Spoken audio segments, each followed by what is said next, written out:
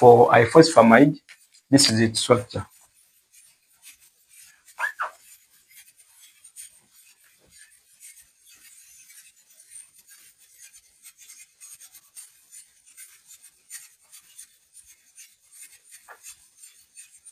One mustard arm is on this N, and another mustard arm is on this nitrogen atom. Also, to undergo the same activation steps like the cyclophosphamide, we shall have hydroxylation. By this time, the main enzyme will be CYP3F4 to be the main enzyme, but also the CYP2B6 can activate the drug.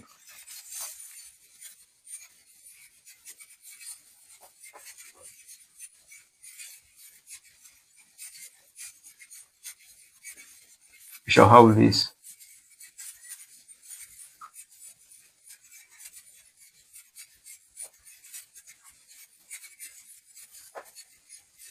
Here, there is a hydroxyl group. Now, this drug can be transported into the cell.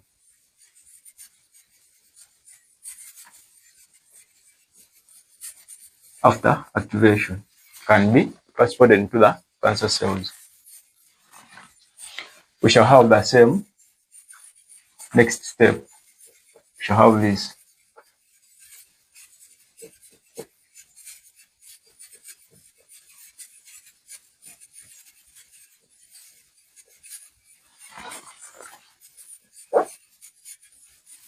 We shall have that.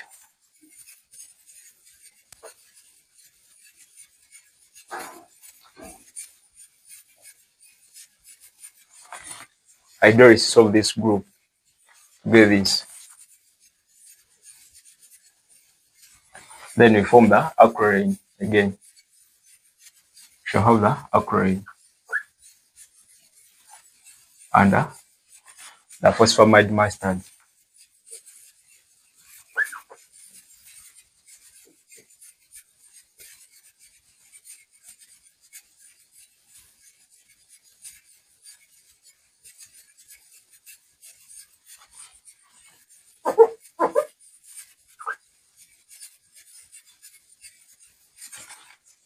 Also, if this happens outside the cell, this one can also be transported into the cells.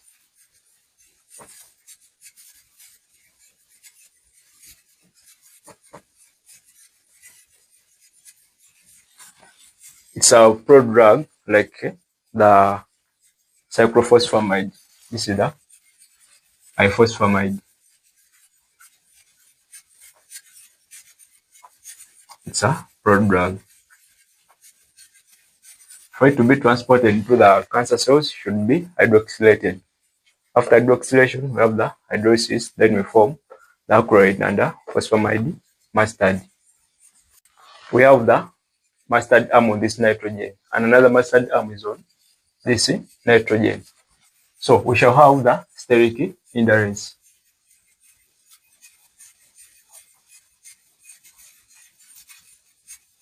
Meaning that this drug has low affinity for this step. Lower affinity for these enzymes compared to the cyclophosphamide. So it has lower affinity for hydroxylation. Since it has lower affinity for this step, much of it will be deactivated by this step, where we have the dihaloalkylation or dichloroalkylation.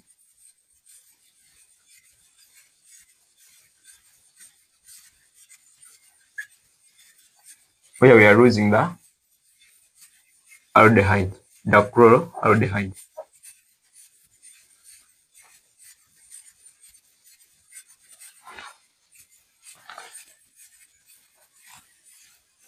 Here you can form this.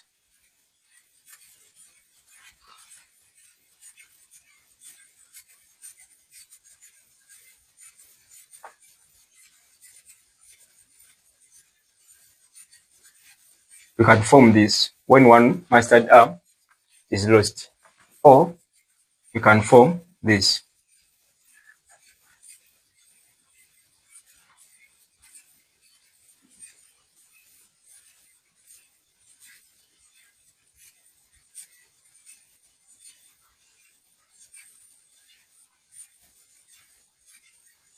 We can have this mustard arm lost instead of this one.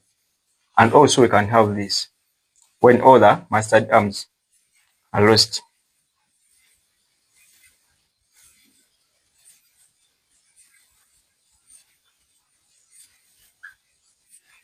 We can have all these three metabolites, they are inactive. All of them are inactive. And this one, there are the same enzymes which can lead to this step of the deactivation.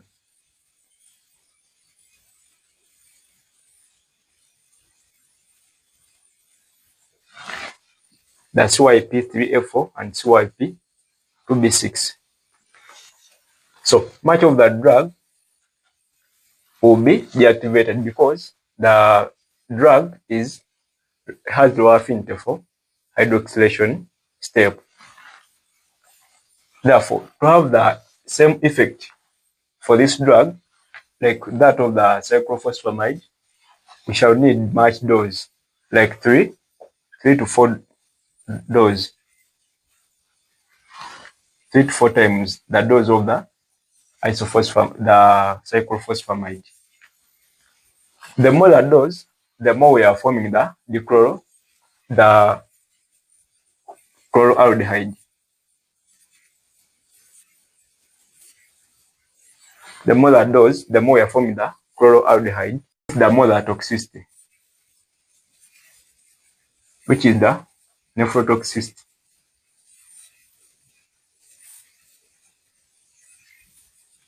And the neurotoxicity.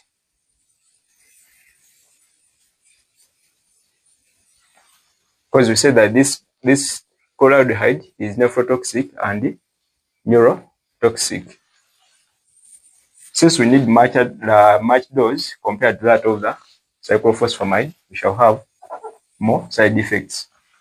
And also this one, same mechanism, or same enzymes like that of the cyclophosphamide, the alcohol dehydrogenase. We shall form this one as a keto group. It will be keto group at that position instead of the OH. And this one, we can have deactivation by the aldehyde dehydrogenase. And this group, instead of aldehyde, we shall form the carboxyl group. Will be carboxyl group, this group.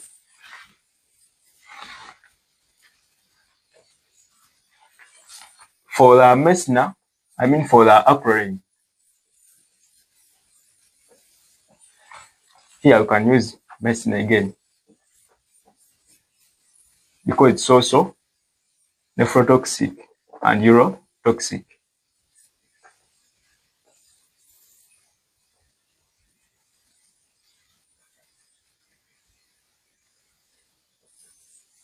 As we said that mesna, its effect can counteract the urotoxicity, but for nephrotoxicity, it's not that effective.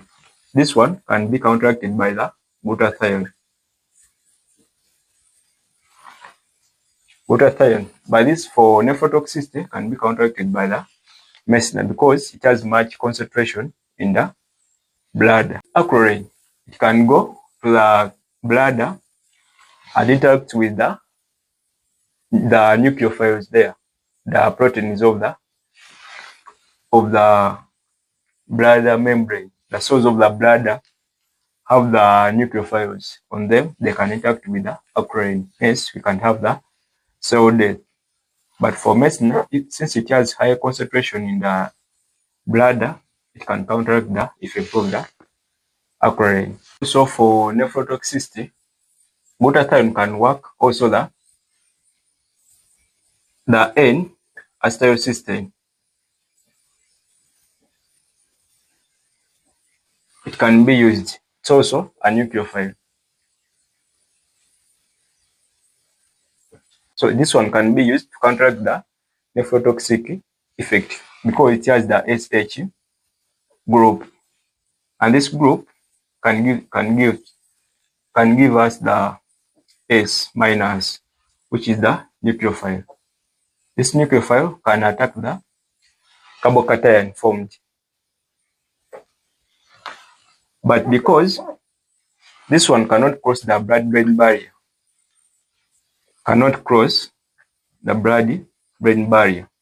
meaning that the effect of the CNS they cannot be counteracted. So it has no effect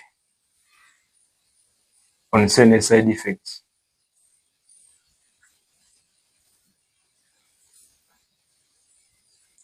Cannot counteract the neurotoxicity in case of this chloroaldehyde. Cannot counteract its effect. Therefore, we can have the toxicity of the neurotoxicity, but nephrotoxicity can be counteracted by medicine also for chloroaldehyde. But neurotoxicity, it's not easy to counteract this effect because even the N-acetylcysteine cannot cross the blood-brain barrier. The only nucleophile is the glutathione, which can counteract this effect. But because this drug, higher dose is needed 3 to 4 times that of the cyclophosphamide, the chloroaldehyde can exceed the concentration of the glutathione, hence leading to the neurotoxicity. Can lead to neurotoxicity. Yes, let's go to thiotepa and we see how the thiotepa activated and also how it does the anti-neoplastic effect. Yes, for thiotepa, this is its structure.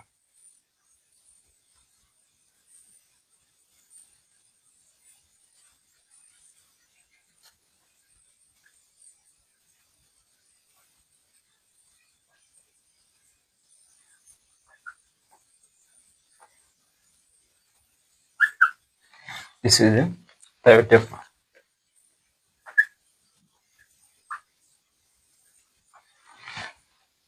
It can undergo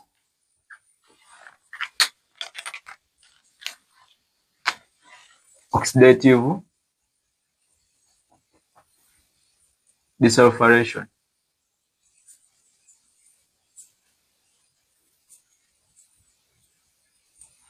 form tepa.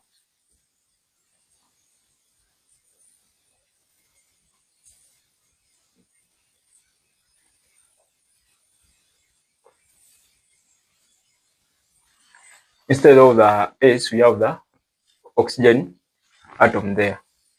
And these two, both of them can undergo hydrolysis.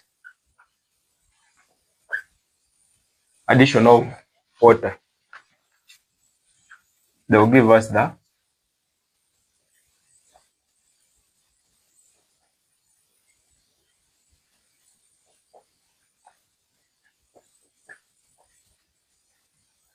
we shall have this. Here we shall form the azidine cation.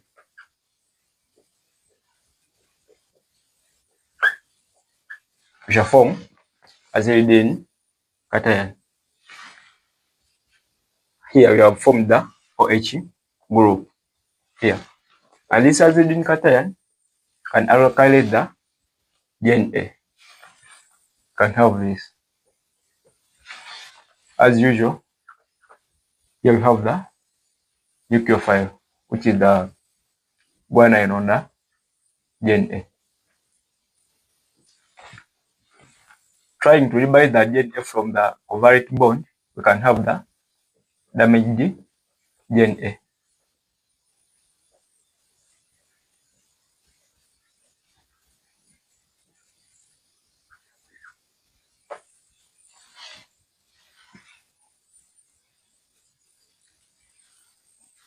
We have two of them, two hydrogen, with the nucleophile. DNA goes when it is damaged. If it happens in the cancer cell, meaning that we have treated the cancer. If it happens in the normal cell, those are the side effects. But also for the thiotepa, it can alkylate the DNA directly. We can have this with the nucleophile.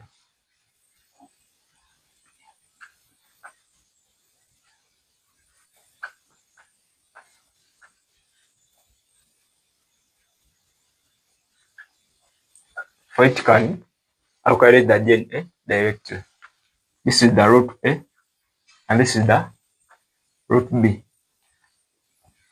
Those two roots. This is the thiotepa, and that's how it alkylates the DNA. Even here, this is the alkylation.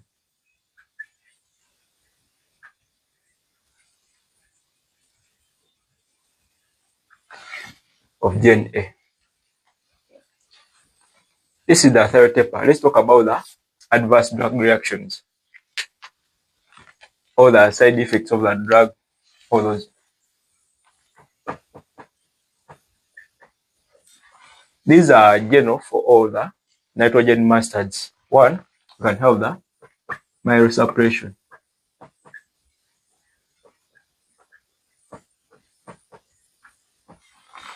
We can have the GIT side effects, the nausea and vomiting. For the oral drugs, we saw that the meclorethamine, this melphalan, they can cause the GIT discomfort. We can have alopecia.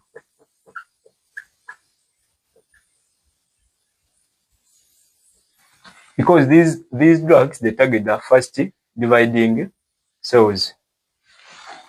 This is due to effect on the cells in the hair follicle.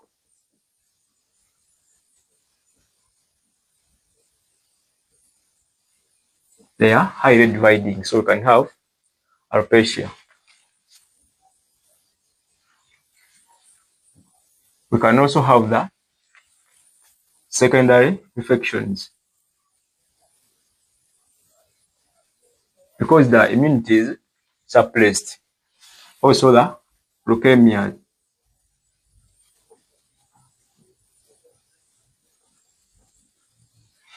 Leukemia, we can have the secondary infections because the white blood cells, they are also affected. You can also have the bleeding disorders due to the effects on the platelets. We have seen the urotoxicity by aporin. Also the nephrotoxicity.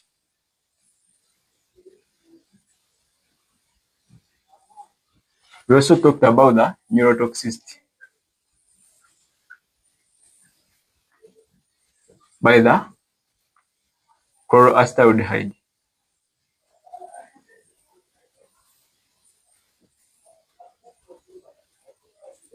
Especially for the ifosfamide because of the increased dosing and also the